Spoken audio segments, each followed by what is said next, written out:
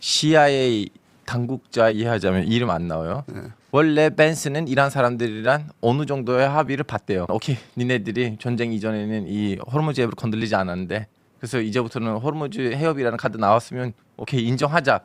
그러니까 니네들은 묶어져 있는 돈도 줄게.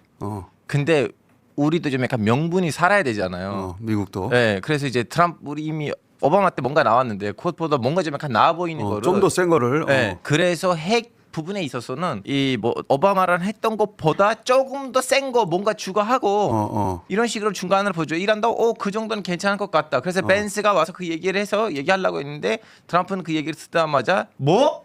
야 욕봉쇄해 이렇게 됐다는 식으로 나와 있어요. 그러니까 트럼프는 첫 협상을 어떤 조건이 나오더라도 무조건 깨버리려고 한 거예요. 그럼 협상을 하고 싶지 않은 거죠. 아니, 왜 이렇게 그러니까 지하에서 돈 먹어요? 이란이 여러 가지 심리적 우위에 서인 것 같아요. 트럼프가 자기 말을 계속 번복하잖아요. 그 공격을 중단하고 연장하겠다. 그 직전까지만 해도 연장은 안 된다고 그랬거든요. 단순히 전쟁 상황뿐만 아니라 그 걸프 국가로부터의 압력도 상당합니다. 이 사우디아라비아의 빈 살만 왕세자가 중국에 전화해서 이거 빨리 어떻게 좀 해달라라고 할 정도면 사우디 같은 국가들이 미국에 어떤 요청을 했을지는 불에 보듯 뻔하거든요. 모든 중동 국가가 미국에다가 예, 항의하고 있겠죠. 항의하고 있을 겁니다. 지금 트럼프는 사실 굉장히 어려운 위치에 처해 있다고 볼 수 있습니다. 굴복을 안 하니까 남아있는 수단이 있나?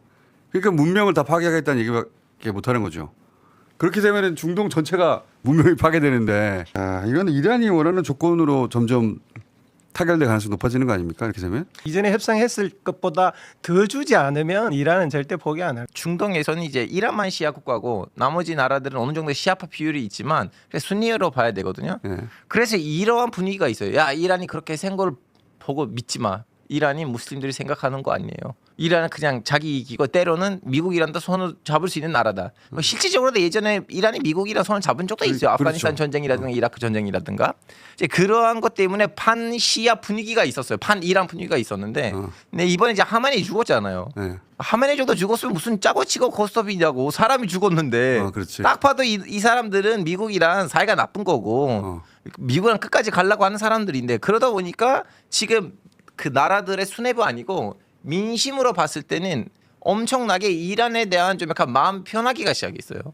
이란에 대해서 우호적으로 마음이. 네, 그래서 중동 국가들이 빨리 가서 미국에다가 이거 빨리 끝내라. 아니면 우리는 민심이 우리한테 잃어가고 있어요. 전 세계적으로 이란이 딱히 그 다른 나라의 친밀한 이미지 국가가 아닌데도 불구하고 브라질에서 이제 자위계열 정당들의 이제 시위가 있었는데 다 티셔츠를 보셨어요? 이란처럼 싸워라. 이란처럼 싸워라. 이렇게 그러니까 미국이 원하는 정반대 결과가 지금 나오고 있고 이스라엘도 마찬가지죠. 이스라엘에 대해서 국제적으로 비난하는 게 쉽지 않은 정세가 아주 2차 대전 이후 이어지다가 지금은 모든 나라가 다 비판하니까 네타냐후가 예수에 대해서 비판한 적이 많아요. 중국 쪽에서는 아직 날짜가 정확히 아직도? 안 나오고 있고요. 날짜가 또 변경될 가능성도 있을 것 같다라는 이야기까지 나오고 있습니다. 트럼프가 회담을 할 준비에 대해서 이란에서 버티는 것만큼 중국하고 회담하는 데서 계속 버티는 것 같습니다. 특히 이 동아시아에서 일본을 지나치게 군사주의화로 끌고 가고 있는 것이 핵심 걸림돌이 되고 있는 것 같아요. 필리핀에서 군사훈련하는 것도 미국하고 하는데 일본이 대만 해협을 건너가서 했거든요. 일부러 건너가서. 그리고 이번에 특히 이제 다카이시도 신사참배를 했단 말입니다. 이것도 또 이게 미국의 방치 없이는 안 된다라고 생각하는 거고요. 결정적으로는 다카이시 정부가 이 공격용 무기를 판매하지 못하게 했던 것을 이번에 해제해 버렸어요. 그 공격이 가능한 국가로 전환되는데 미국이 이걸 용인하고 있고 그러니까 동맹의 현대화라는 동아시아 플랜 속에서 이게 이루어지고 있다라고 보고 있기 때문에 중국으로서는 이 문제를 매듭짓지 않고서는 회담의 성과를 내기가 쉽지 않다고 판단합니다. 중요한 문제네. 우리가 굉장히 호기를 잡은 게 뭐냐면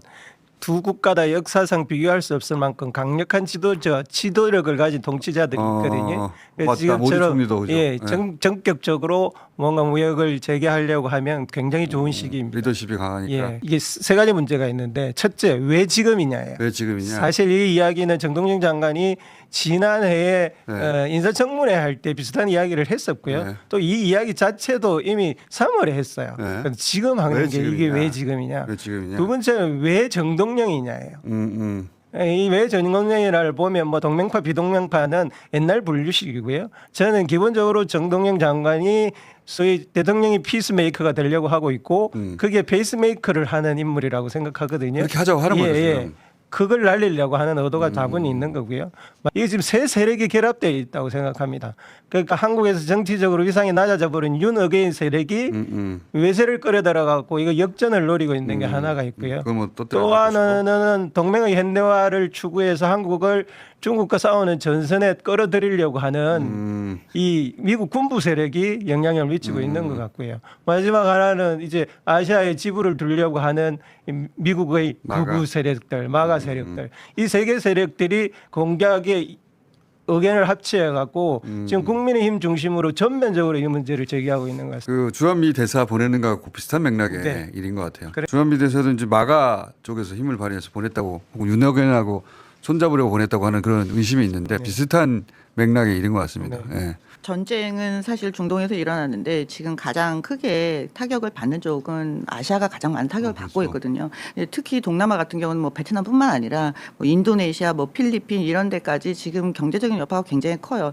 일단 중동에서 원료가 생산이 안 되면 비료 공급에 차질이 있어요. 이미 봄 파종은 끝났거든요. 그러니까 이런 파도가 농업에도 영향 계속- 끼치지. 예, 그때. 그러면 비료가 공급이 안 됐을 때 오는 그 다음에 이제 식량의 문제라든가 뭐 나프타 공급이 우리는 그나마 원활하게 공급을 받는다고 하지만 다른 국가에서는 지금 그런 정도가 되지 않거든요. 그래서 이 인도네시아 같은 경우에도 그 연료 뭐 배급제 이런 것들을 하기 시작을 했고 필리핀 같은 경우도 국가 에너지 비상 상태를 선포를 했었어요. 그러니까 이런 여파가 다음 단계 어떻게 올까를 굉장히 두려워하고 있는데 그러다 보니까 오히려 중국이 신망을 얻는 파트너가 되고 맞아요. 있어요.